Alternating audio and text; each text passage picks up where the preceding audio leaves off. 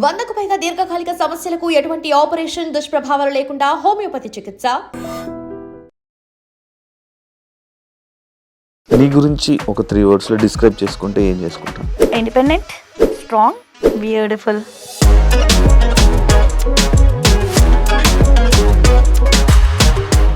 ఎలా వచ్చావు ఇండస్ట్రీలోకి? అసలు ఎందుకు వచ్చావు ఇండస్ట్రీకి? డాడ్ మామ్ సపరేట్ అయిపోయారు. కొంచెం మనీ కావాలి సర్వైవల్ పాయింట్కి. చాలా ఎంగేజ్లో రెస్పాన్సిబిలిటీ తీసుకోవాల్సి వచ్చింది. చాలా అంటే చాలా జాబ్స్ చేశాను. లిటరల్లీ నేను హోమ్ ట్యూషన్స్ చెప్పేదాన్ని, మెహందీస్ పెట్టేదాన్ని. మమ్మీ డాడీ సపరేట్ అయిపోయాక నువ్వు ఇండస్ట్రీకి? When I was 16 they got separated. It's been 10 years. Serials ఎందుకు ఆపేసావు? అసలు నేను సీరియల్స్ చేద్దామని రాలేదు, నేను మూవీస్ చేద్దామని కూడా రాలేదు. నాకు ఫస్ట్ నుంచి ఈ జబర్దస్త్ వైపు, ఈటీవీ వైపు ఎప్పుడు తిరిగావు? ఆది గారు బిఫోర్ తెలుసు అనమాట. నేను హోస్టింగ్ చేసేటప్పుడు ఓపెనింగ్స్కి వాటికి వీళ్ళ టీమ్స్ వచ్చేవాళ్ళు. అప్పట్లో అడిగేవాళ్ళు చేస్తావా అంటే ఆహా చేయను అనేదాన్ని అనమాట. కంటెస్టెంట్కి రావాల్సిన పేరు నాకు వచ్చేసింది. కంటెస్టెంట్గా చేస్తే యాంకరింగ్ ఎలా ఇస్తారు. ఇప్పుడు రిలేషన్లో లేవా? ఎప్పుడు లేనా అంటే ఉన్నాను. ఎందుకు బ్రేకప్? అటు సైడ్ నుంచే వద్దనుకుంటా. రిజర్వ్ లేని వాళ్ళు వచ్చారనమాట. లవ్ అనేది అది చాలా ప్రీషియస్, చాలా వాల్యుబుల్. అంత ప్రీషియస్ థింగ్, అంత వాల్యుబుల్ థింగ్ రిజర్వ్ లేని వాళ్ళు లైఫ్లోకి వస్తే అది ఉండదు. ఇప్పుడు అదే జరిగింది. ఇండస్ట్రీలో ఎప్పుడైనా ఎలాంటివైనా ఫేస్ చేసావా? కమిట్మెంట్ లాంటివి అలాంటివి ఏమన్నా నీకు ఇబ్బందులు ఎదురయ్యా? నరేషన్ వినేదాన్ని. ఇంటికి వచ్చాక కాల్స్ వచ్చాయి అనమాట. అగ్రిమెంట్కి ముందు నువ్వంటే క్రష్ అంట, ఇంట్రెస్ట్ ఉందంట, లైక్ ప్రొడ్యూసర్ కానీ డైరెక్టర్ కానీ అలా కొన్ని కాల్స్ వచ్చాయి.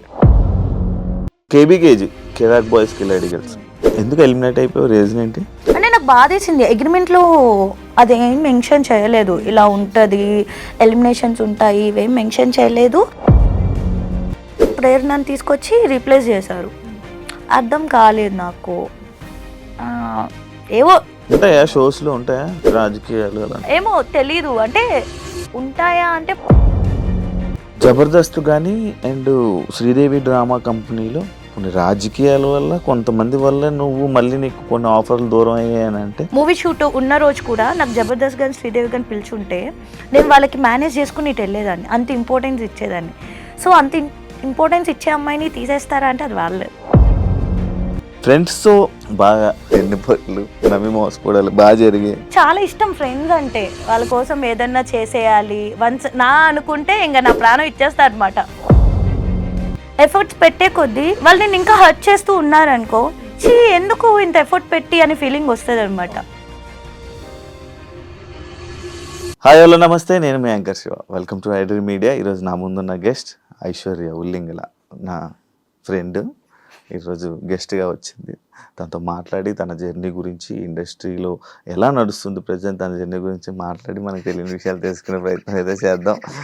ఫ్రెండ్స్తో ఇంటర్వ్యూ చేస్తే ఇలాగే ఉంటాయి అనమాట. హాయ్. హాయ్, ఎలా ఉన్నావు? బాగున్నాను శివ. అంటే ఇప్పుడు వరకు నీ సీరియస్ ఇంటర్వ్యూస్ చూసుంటారు అందరూ. అంటే నువ్వు చాలా కాన్సన్ట్రేటెడ్ గా సీరియస్ గా, అది అవదేమో ఈరోజు. మ్యాక్స్ కొంచెం అవదమ్మా. అవదమ్మా. ఎలా ఉన్నావు? తెలీదా? ఇప్పుడు ఫ్రెండ్ అని చెప్పు. ప్రొఫెషనల్. చాలా చాలా బాగున్నా ఐశ్వర్య. నేను నార్మల్గా మనం మాట్లాడుతూ ఉంటాం కానీ ఇప్పుడు ప్రొఫెషనల్గా అంటే లైక్ నవ్వగా అయితే ప్రొఫెషనల్గా లైక్ ఎలా నీ జర్నీ స్టార్ట్ అయ్యింది, ఏంటి, ఆడియన్స్కి ఎలా దగ్గర అయ్యావు, ఈ విషయాలన్నీ మనం ఎప్పుడు చాలా తక్కువ మాట్లాడుకున్నాం. అది ఈ ఇంటర్వ్యూ ద్వారా అవన్నీ మాట్లాడుకొని జనాలందరికీ, నీ అభిమానులకి తెలిసేలా చేద్దాం. Okay okay. ఎలా వచ్చావు ఇండస్ట్రీలోకి? అసలు ఎందుకు వచ్చావు ఇండస్ట్రీకి? ఎందుకు వచ్చావు? నమ్మక అదేం క్వశ్చన్. ఓకే, ఇంకో ముందే చెప్తున్నా, అంటే నువ్వు క్వశ్చన్స్ అడగడం స్టార్ట్ చేసావు కాబట్టి పిచ్చి పిచ్చి క్వశ్చన్లు అడగద్దు. అడిగితే కనుక మీ ఆంటీ నన్ను వాకౌట్ చేసామన్నారు. నువ్వు ఆన్సర్ చేయకు అని చెప్పి పంపించారు.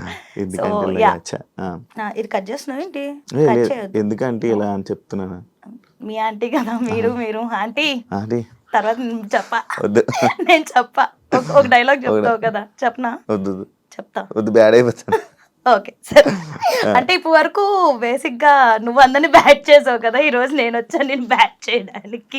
అర్థమైపోయింది స్టార్టింగ్. వద్దులే. Okay, serious. ఇప్పుడు సీరియస్.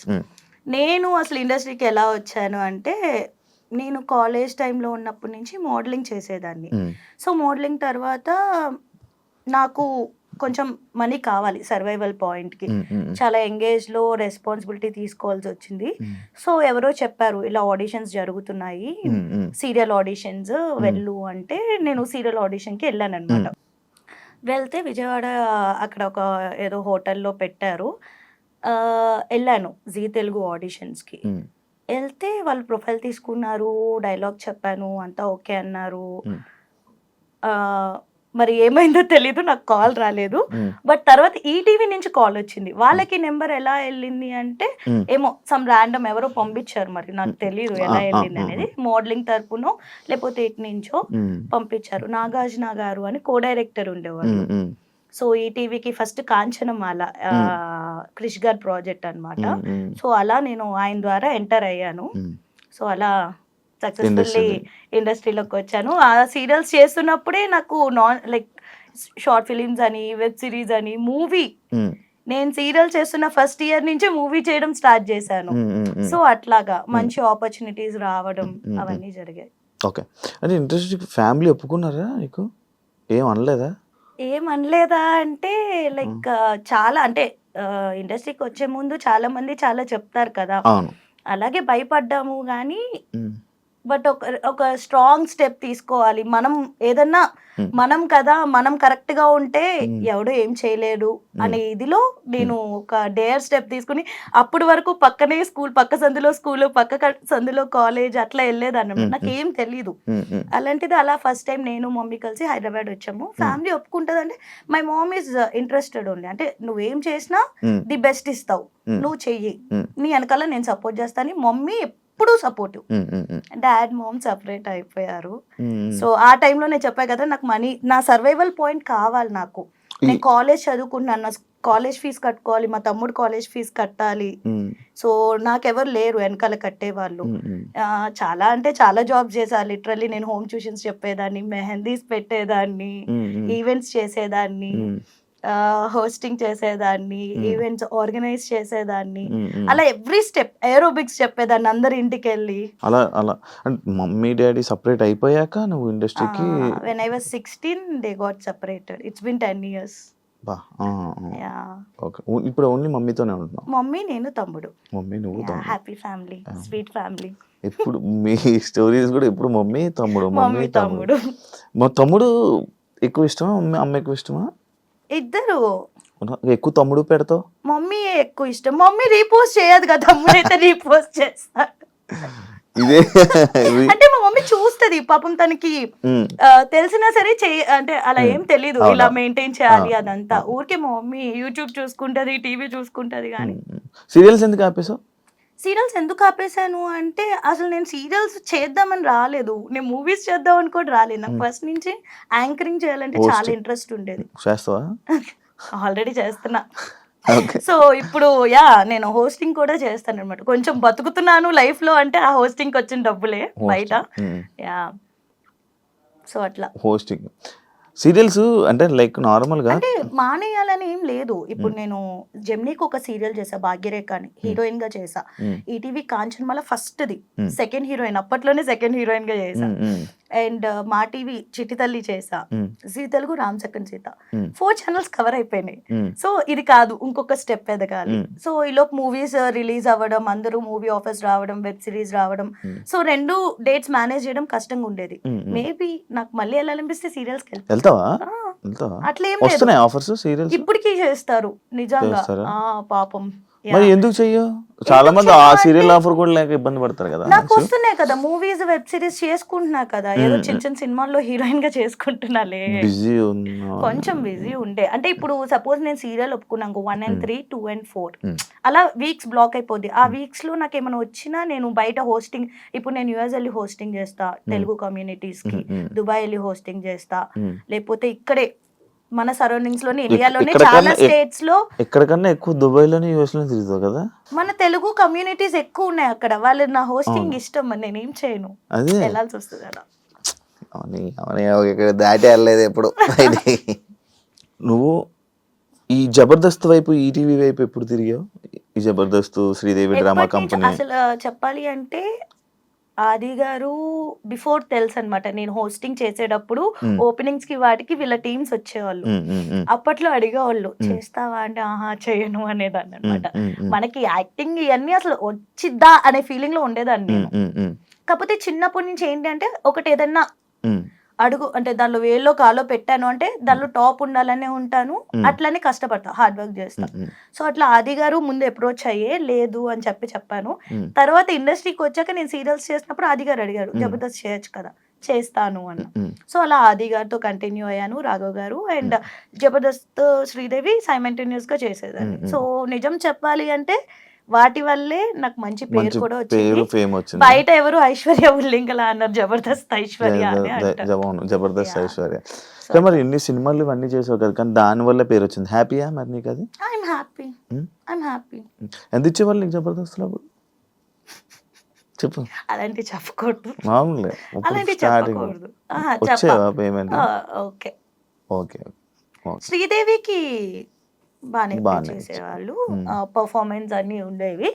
జబర్దస్త్ కూడా లైక్ ఓకే అంటే అందరూ జనాలు వేలు లక్షలు వచ్చేస్తాయని ఎక్స్పెక్ట్ చేస్తాం, కానీ వేలు వస్తాయి కానీ మరి లీడర్స్ కి వచ్చేంత మాకు రావు. లైక్ టీమ్ లీడర్స్ కి ఏవైతే వస్తాయో అంత రాదు. బట్ నీ ప్రొఫైల్ బట్టి వస్తాయి. ఇప్పుడు నా ప్రొఫైల్ కి నాకు ఎక్కువే ఇస్తారు. స్టార్టింగ్ ఇప్పుడు నువ్వు ఇప్పుడే వెళ్ళావంటే నీ ప్రొఫైల్ కి ఒకలాగా ఇస్తారు పేమెంట్, డిపెండ్స్ అంతే. అలాగా ఇప్పుడు మళ్ళీ చేయడం ఆపేసావా? ఇప్పుడు కొంచెం షోస్ కంటెస్టెంట్, ఎందుకంటే నేను ఫస్ట్ నుంచి యాంకరింగ్ చేయాలనుకుంటే, సో కంటెస్టెంట్ గా చేస్తే కంటెస్టెంట్ కి రావాల్సిన పేరు నాకు వచ్చేసింది. సో ఇంకా అట్లానే అయిపోతుంది కదా, అట్లా కాదు, కొంచెం మారాలి. కంటెస్టెంట్ గా చేస్తే యాంకరింగ్ ఎలా ఇస్తారు, అందుకే ఒక 1 year గ్యాప్ తీసుకున్నాను. బట్ ఎప్పుడు మళ్ళీ వదల్లా, ఎప్పుడు కాల్ చేస్తారు, చేస్తారా ఈ షో ఉంది ఆ షో ఉంది అని. ముద్దు పెట్ట చెప్పచ్చు. లైక్ మల్లెమాలని ఎక్కడైనా సరే ఎప్పుడు ఎవరు వదులుకోరు నన్ను, కాల్స్ వస్తూనే ఉంటాయి. సీరియల్స్ గానీ సిరీస్ గానీ మూవీస్ గానీ ఏవో పేమెంట్స్ కుదరక చేసుకోం గానీ వస్తాయి. ఓ super, congratulations first. Thank you. ఇల్లు కొనుక్కున్నందుకు థ్యాంక్ యూ. ఎంత పడింది? థ్యాంక్ యూ వచ్చి బాగా చూసినందుకు, ప్రో ప్రెజెంట్ వచ్చినందుకు. I know things happen. Yeah. ఎంత పడింది ఇల్లు? ఎందుకు మజా చెప్ప అందరికి ఎంత పడుతుందో నాకు అంతే పడింది అబ్బా. 3 కోట్లు 4 కోట్లు చెప్పి ఇంకా 10 కోట్లు 10 కోట్లు ఇల్లు కొన్నాను, ఒక 5 కోట్ల స్థలం కొను. బయట అదే చెప్పుకుంటున్నారు. అరే నేను తీసుకుని ఒక కమ్యూనిటీ, చిన్న కమ్యూనిటీలో 10 కోట్లు పెట్టి ఐషు ఇల్లు కొందని బయట మాట్లాడు, ఎట్లా కొంటా నేను? అండ్ 10 కోట్లు ఎక్కడ ఉంటుంది చిన్న కమ్యూనిటీస్ లో? 2 కోట్లు ఉండొచ్చు.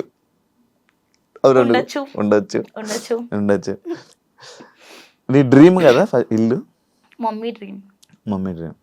అంటే ఏమున్నా లేకపోయినా సొంత ఇంట్లో ఉంటే ఎవడు క్వశ్చన్ చేయడు అనేది మమ్మీకి ఫస్ట్ నుంచి. అంటే చిన్నప్పటి నుంచి చాలా మంచిగా పెరుగు వచ్చింది. సడన్ గా నేను తీసుకొచ్చేసా మమ్మీ తమ్ముడిని బయటికి, లైక్ తను ఇంకా ఉండలేదు అని చెప్పగానే I was like okay mummy నేను చూసుకుంటా. ఆ ఏజ్ లో ఏం తెలియదు మనకి, చిన్న పిల్లలం, ఏం చేసి బతికిస్తా నేను, అది వచ్చేసాక తెలిసింది. My mom is a teacher, so తనకు వచ్చేది 8,000 పర్ మంత్. అప్పట్లో ఫీజులకి సరిపో, ఓన్లీ ఇంటి రెంట్కే సరిపోయేది. ఇంటి రెంట్ కూడా 8,500 విజయవాడలో. మా స్కూల్ పక్కనే కొంచెం మా భవానీపురంలో అలాగే 8,000 అప్పట్లోని రెంట్ మాకు. నేటివ్ ఓన్ సొంత విజయవాడ పుట్టింది పెరిగింది అంతా విజయవాడ. ఒకసారి నేను ఒక షోలో రిలేషన్దే చూసాను అన్నమాట. అది బాగా వైరల్ అయింది. బేసిక్గా సాయి లవ్, అదే ఈ లవ్ పెళ్లి అని చెప్పి అప్పుడు నాతో నేను మూవీ, నేను ఒక మూవీ చేశాను అనమాట, నాతో నేను అని చెప్పి. దానిలో మనోడే హీరో, తను హీరో, నేను హీరోయిన్. నేను సాయి కుమార్ గారు, రాజీవ్ కనకాల గారు, ఆదిత్య ఓం, ఇలా చాలా మంది ఉన్నారనమాట ప్యాడింగ్. సో ఆ రోజు ఎవరికి కుదరలేదు ఆ షోలో ప్రమోషన్స్ కి రావడానికి. నేను సాయి ఉన్నాం కాబట్టి మా ఇద్దరితో అది స్కిట్ లాగా ప్లాన్ చేశారు. బట్ ప్రోమో ఏం బట్ ప్రోమోలో ఏం చేశారు అంటే ఓన్లీ ఆ స్కిట్ కాకుండా ఏదైతే ఆ పార్ట్ మెయిన్ పార్ట్ ఉంటుందో ఆబ్వియస్లీ అయ్యే చేస్తారు కదా ప్రోమోస్ లో అవే వస్తాయి. సో అట్లా ప్రోమో వేశారు. కానీ బాగా వైరల్ అయింది కదా, అడిగారా ఎవరైనా? చాలా చాలా మంది అనుకున్నారు మీరు రిలేషన్ నిజంగా రిలేషన్ అని అనుకున్నారు? పెళ్ళి అయిపోయింది అనుకో చాలా మంది అనుకున్నారు, బట్ అవ్వలేదు. ఇప్పుడు రిలేషన్ లో లేవా? ఏంటి ఎప్పుడు రిలేషన్ లేవా? ఎవరితో సాయితున్నా సాయితో కదా, నువ్వు ఎప్పుడు రిలేషన్ లో లేవా అంటున్నాను. ఎప్పుడు లేనా అంటే ఏది రిలేషన్ ఉందా? ఉన్నాను. ఎందుకు బ్రేకప్ మరి? అటు సైడ్ నుంచే వద్దనుకుంటే. మరి నీకు నార్మల్ గా లవ్ అంటే నీకు ఒక ఐడియా ఇది ఉంటది కదా, ఇలా ఏం లవ్ చేయాలి ఏం లవ్ చేయకూడదని, అవేమి నీకు తెలీదా? అట్లా అట్లా తెలిస్తే మనం ఎట్లా ఎందుకుంటాం? ఏం చూసి లవ్ ఎదుర్కొండే ఇలా కూర్చొని ఏం లవ్ చేయాలంటే ఏం చేస్తావు, ఏం చూస్తావు నార్మల్ గా? ఏం చూస్తావేంటి? See for me like love అనేది అది చాలా ప్రీషియస్, చాలా వాల్యుబుల్. లవ్ అనేది వేస్ట్ ఇట్లా మాట్లాడను, చాలా వాల్యుబుల్. కాకపోతే అంత ప్రీషియస్ థింగ్, అంత వాల్యుబుల్ థింగ్ డిజర్వ్ లేని వాళ్ళు లైఫ్ లోకి వస్తే అది ఉండదు. ఇప్పుడు అదే జరిగింది అంతే. డిజర్వ్ లేని వాళ్ళు వచ్చారనమాట. ఆబ్వియస్లీ అంటే డిజర్వ్ అయి ఉంటే ఉండేవాళ్ళు కదా. ఇప్పుడు ప్రెసెంట్ ఏం relation? Single? Happy to be single. Wow. ఎందుకంటే మా మమ్మీకి చెప్పేశాను, నీ ఇష్టం మమ్మీ, నువ్వు ఎవరిని చూస్తే వాళ్ళని చేసు. బేసికలీ నాకు ఫస్ట్ ఆఫ్ ఆల్ లవ్ పెళ్ళి ఇవన్నీ ఇంట్రెస్ట్ ఉండే కాదు. సో ఏదో వచ్చింది అలా, దాన్ని లవ్ అంటారు, లవ్ అంటే ఇలా ఉంటది అని ఏదో అనుకుంటాం మనం ఆ ఏజ్ లో. కానీ మీ ఆంటీకి ఫోటో పంపిస్తున్నా, ఆంటీకి ఒకటి. ఏంటిది? మమ్మీకి లైక్ మా రిలేటివ్స్ లోనే చాలా మంది ఉండే అన్నమాట. సో చాలా మంది అంటే అంతమంది కూడా లేదులే, కొంతమంది. సో వాళ్ళు అడగడము అట్లా ఉండే. కానీ ఏమో మమ్మీ ఇష్టం అని చెప్పాను, బట్ నాట్ నా. ఇప్పుడు కొంచెం ఇల్లు మొత్తం క్లియర్ చేసుకోవాలి మెయిన్. అది మా మమ్మీకి రీజన్ కూడా అదే చెప్తున్నా, మమ్మీ ఫస్ట్ ఇల్లు క్లియర్ అయ్యాలి, తర్వాత పెళ్ళి. ఇప్పుడు ఏమీ అంత తొందర ఏం లేదు అని చెప్పి. ఇప్పుడైతే not at all interested in marriage. అప్పుడే పెళ్లి చేసుకో. పెళ్లి చేసుకున్నప్పుడు చెప్పు. మామూలుగా అప్పుడు ఇంటర్వ్యూ చేస్తాం. మళ్ళీ ఇండస్ట్రీలో ఇప్పుడైనా ఎలాంటివైనా ఫేస్ చేసావా? కమిట్మెంట్ లాంటివి అలాంటివి ఏమన్నా నీకు ఇబ్బందులు ఎదురయ్యా? అంటే ఫేస్ చేశానా అంటే డైరెక్ట్గా ఎప్పుడు ఫేస్ చేయలే. ఫోన్ కాల్స్లో ఫస్ట్ నేను వెళ్ళి నెరేషన్ వినడం.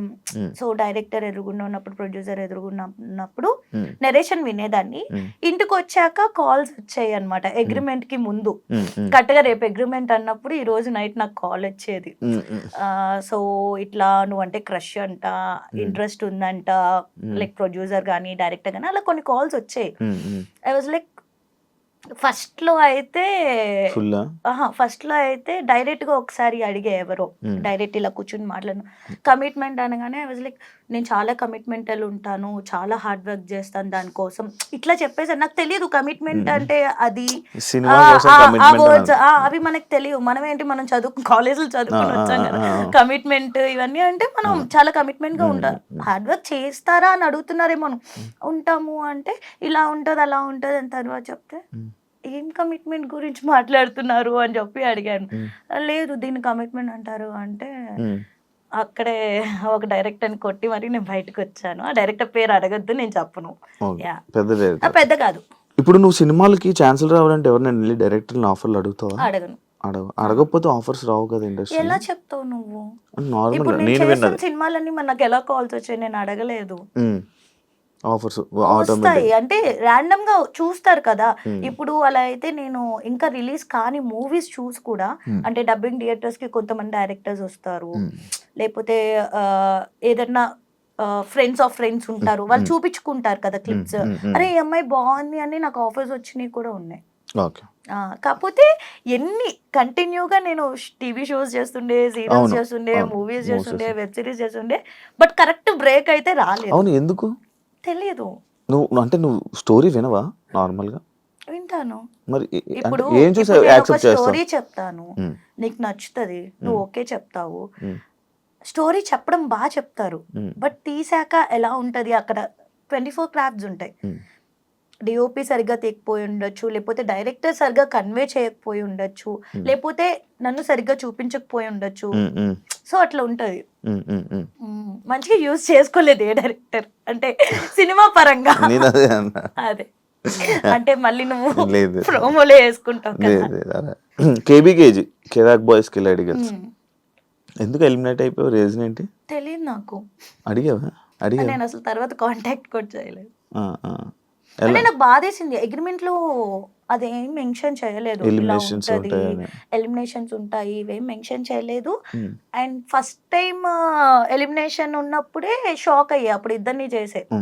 సెకండ్ టైం ఒకళ్ళనే చేశారు, ఇప్పుడు నన్ను తీసుకొచ్చి రీప్లేస్ చేశారు. అర్థం కాలేదు నాకు. ఏవో ఉంటాయా షోస్ లో, ఉంటాయా రాజకీయాలు? తెలీదా? నువ్వు చేయలేదా? నేను యాంకర్ ఇప్పుడు, చెప్పు యాంకర్ ఇప్పుడు. నార్మల్ గా నువ్వు కూడా సేమ్ ఛానల్స్ లో చేసావు కానీ నీకు తెలియదా ఏముంటాయి? నార్మల్ గా సేమ్ తెలీదు అంటే ఉంటాయా అంటే మనకు తెలీదు. జబర్దస్త్ గానీ అండ్ శ్రీదేవి డ్రామా కంపెనీలో కొన్ని రాజకీయాల వల్ల కొంతమంది వల్ల నువ్వు మళ్ళీ నీకు కొన్ని ఆఫర్లు దూరం అయ్యాయని అంటే యాక్సెప్ట్ చేస్తావా? తెలీదు, నిజంగా తెలీదు. అంటే చేస్తావా అంటే ఎవరైనా ఏమైనా చెప్తే నేను విన్నది అడుగుతున్నా. తెలీదు.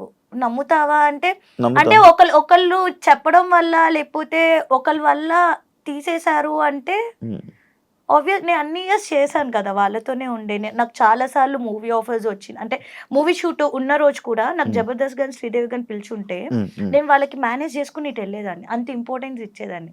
సో అంత ఇంపార్టెన్స్ ఇచ్చే అమ్మాయిని తీసేస్తారా అంటే అది వాళ్ళే. నేనైతే లైక్ నో అనే అంట, దానికోసం తీసేస్తారా అని. ఓకే, నెక్స్ట్ ఫ్యూచర్ ప్రాజెక్ట్స్ ఏమున్నాయి, ఎన్ని ఉన్నాయి ఇంకా? ఇప్పుడు ప్రెసెంట్ అయితే కామాఖ్య అనే ఒక మూవీ చేస్తున్నాను, మంచి రోల్.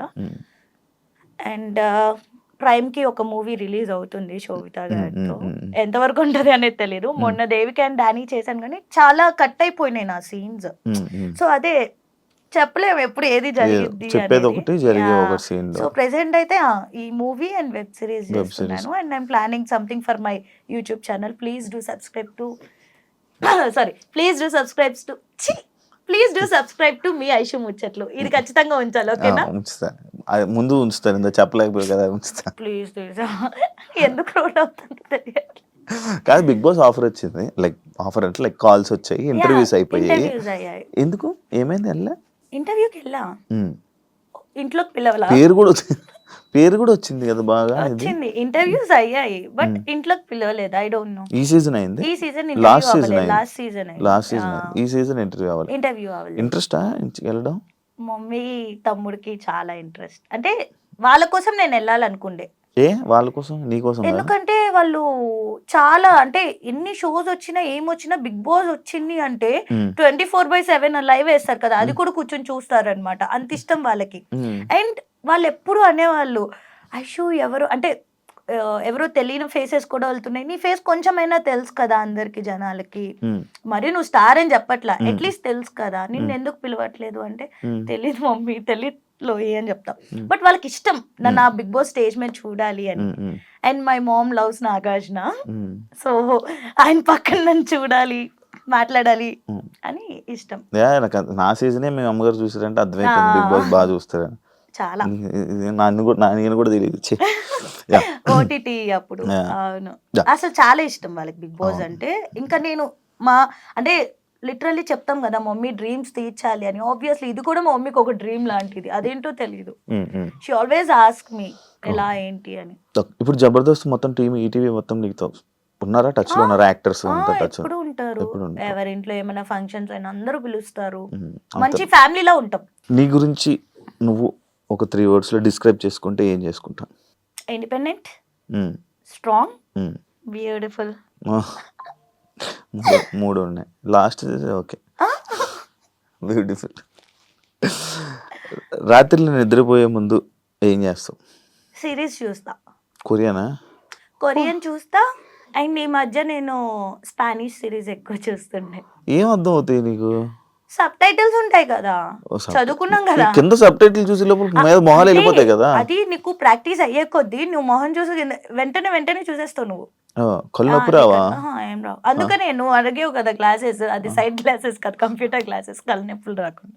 ఒక సీక్రెట్ చెప్పు ఎవరికి తెలియంది నీ గురించి. సీరియస్ అంటే ఏం లేవు కానీ ఫన్నీగా అంటే అది సీరియస్ ఫన్నీగా కాదు కానీ చిన్నప్పుడు ఏమయ్యేదంటే మా ఇంట్లో పాకెట్ మనీ ఇస్తారు కదా, సో పాకెట్ మమ్మీ దగ్గర తీసుకునేదాన్ని, డాడీ దగ్గర తీసుకునేదాన్ని, అమ్మమ్మ తాతయ్య కూడా ఇచ్చేవాళ్ళు, వాళ్ళు కూడా ఎదురుగుండా హౌస్ లోనే ఉండేవాళ్ళు. ఆ దగ్గర తీసుకున్నాక కూడా మా అమ్మమ్మ బియ్యం డబ్బాల్లో షుగర్ డబ్బాల్లో కొంచెం అమౌంట్ పెట్టేది, అవి కూడా తీసుకునేదాన్ని, దొబ్బేసేదాన్ని తెలియకుండా. ఏం చేస్తావు? ఏం చేసేదాన్ని? వెళ్ళి పౌచ్ పెన్సిల్ బాక్స్ వేసుకొని నాకు నా ఫ్రెండ్స్ కి నేనే కొనేదాన్ని. నేను అంటే చూసాను బట్టలు అవన్నీ. ఎందుకు ఖర్చు పెడతావు నార్మల్గా? ఎందుకు అంటే నాకు ఫస్ట్ నుంచి నన్ను నేను బాగా చూపించుకుంటే నాకు ఇంకా ఎక్కువ ఆపర్చునిటీస్ వస్తాయి అనేది అది నాకు బిల్డ్ అయింది. సో అందుకని ఎక్కువ కొంటూ. ఎంత ఖర్చు పెడతావు నార్మల్గా బట్టలకి? నాకు తెలిసిన ఫిగర్ కరెక్ట్ చెప్పాలి, లేకపోతే దొరుకుతుంది. నేను చెప్పేస్తాను పేరు చెప్పు. ఎంత ఖర్చు పెడతాను నెలకి? గట్టిగానే ఖర్చు పెడతాను నెలకి. అంటే డిపెండ్స్, ఇప్పుడు ప్రాజెక్ట్ బట్టి, ఈవెంట్ బట్టి. ఇప్పుడు ఒక ఈవెంట్ ఉంది అనుకో, బట్టలు కొనాలనుకో, ఒక ఈవెంట్, ఒక మంచి గ్రాండ్ ఈవెంట్ ఉంది కాదు, ఇప్పుడు యుఎస్ దుబాయ్ వెళ్ళినప్పుడు డ్రెస్సులు కొనుక్కొని వస్తాయి కదా, ఆ బడ్జెట్ చెప్పు ఒకసారి. నాకంటే ఎక్కువ ఎవరికి తెస్తా? నా ఫ్రెండ్స్ కి, మా మమ్మీ. ఎంత తెస్తుంది? ఎంత 2 lakhs. 2 లక్షలు బట్టలు ఉంటాయి. నేను ఒక్కదాన్నే కాదు, నేను నాకు గిఫ్ట్లు తెస్తా, మా మమ్మీకి తెస్తా, మా తమ్ముడికి తెస్తా, ఫ్రెండ్స్ కి తెస్తా, ఈడు కూడా తెచ్చా. 2 లక్షలు అంట. అదే కష్టపడుతున్నాను ఇప్పుడు, కష్టపడి ఇది వరకు నా దగ్గర లేవు, లేనప్పుడు లేనట్టే ఉన్నప్పుడు I want gift my friends. నేను అదే యుఎస్ పోయా, వాళ్ళకి గుర్తుగా ఏదో ఒక మెమరీ, వాళ్ళు గుర్తుంచుకుంటా లేదు తెలియదు కానీ, బట్ స్టిల్ అలా. నీతో ఫోటో దిగుతున్నప్పుడు నీ అభిమానులు కానీ వచ్చి నీతో ఫోటో దిగుతున్నప్పుడు నీ ఫీల్ ఏంటి? చాలా బాగా అనిపిస్తుంది నాకు. అంటే ఇంత కష్టపడింది మర్చిపోతాం, చాలా హ్యాపీ అనిపిస్తుంది ఆ మూమెంట్ మాత్రం. ఆ రోజు మొత్తం ఇంకా నిద్ర అవసరంలే, తిండి అవసరంలే, హ్యాపీగా ఉంటాం. ఫేమ్ వచ్చిన తర్వాత నీ లైఫ్ లో వచ్చిన మేజర్ చేంజ్ ఏంటి? I bought house, flat. నీలో వచ్చిన చేంజెస్? స్ట్రెస్ పెరిగి థైరాయిడ్ వచ్చి లావయ్యా. నిజాలే ఓపెన్ గా మాట్లాడతా కాబట్టి అది నిజం. ఎప్పుడు హెల్త్ బాగోదు కదా నీకు? ఎందుకు అంటే కుదురుగా ఒక చోటు ఉన్నాం, తిరుగుతా, ఫుడ్ చేసి పెట్టే వాళ్ళు ఎవరు ఉండరు. మమ్మీ తమ్ముడు విజయవాడలో ఉండేవాళ్ళు, ఇప్పుడు ఫ్లాట్ తీసుకున్నాక హైదరాబాద్ వచ్చారు కానీ ముందు వరకు విజయవాడలో ఉండేవాళ్ళు. స్విగ్గీ ఫుడ్, అది కాకుండా మనం ఒక మంత్ ఒకే, ఇప్పుడు ఇండియాలో ఉన్నాను అనుకో, 1 month లో ఇండియాలో నుంచి మళ్ళీ యుఎస్ వెళ్తా, అక్కడ క్లైమేట్ మారుతుంది, టైమింగ్స్ మారుతుంది. ఇప్పుడు 2 months బిఫోర్ 1 month లో ఐ వెంట్ టు పుకెట్, అక్కడ డిఫరెంట్ క్లైమేట్, డిఫరెంట్ టైమింగ్స్. అదే మంత్ లో దుబాయ్ వెళ్ళా, డిఫరెంట్ క్లైమేట్, డిఫరెంట్ ఫుడ్, అంత లైఫ్ స్టైల్. అదే మంత్ లో యుఎస్ వెళ్ళా. సో దానివల్ల నీ హెల్త్ పాడవకుండా ఎలా ఉంటావు? ఎంత కాపాడుకుంటావు నువ్వు? నీకు ఫుడ్ తినాలనిపించదు, తిన్నా కక్కుకుంటావు, పడదు, నిద్ర ఉండదు టైంకి. అంటే అందరికి సంపాదించే డబ్బులు తిరిగేదే కనిపిస్తుంది కానీ ఇవన్నీ తెలియవు. గట్టి తింటావా? తెలుసు కదా, ఫుల్ గా కడుపు నిండా 2 లేదా 3 తింటా. 2 లేదా 3 ఉండదు టైం 3 o'clock 4 o'clock. కానీ అది వెరీ బ్యాడ్, దాన్ని ఇంకేం చేయలేదు. ఎందుకంటే మరి అంత కష్టపడి మనం 2 3 వచ్చాక అప్పుడే ఆకలేస్తుంది, అప్పుడే క్రేవింగ్స్ వస్తాయి, తినాలనిపిస్తుంది. షూట్ లేనప్పుడు కూడా అదే టైమింగ్స్ అలవాటు అవుతుంది కాబట్టి అదే టైంకి మిల్క్ షేక్స్, థిక్ షేక్స్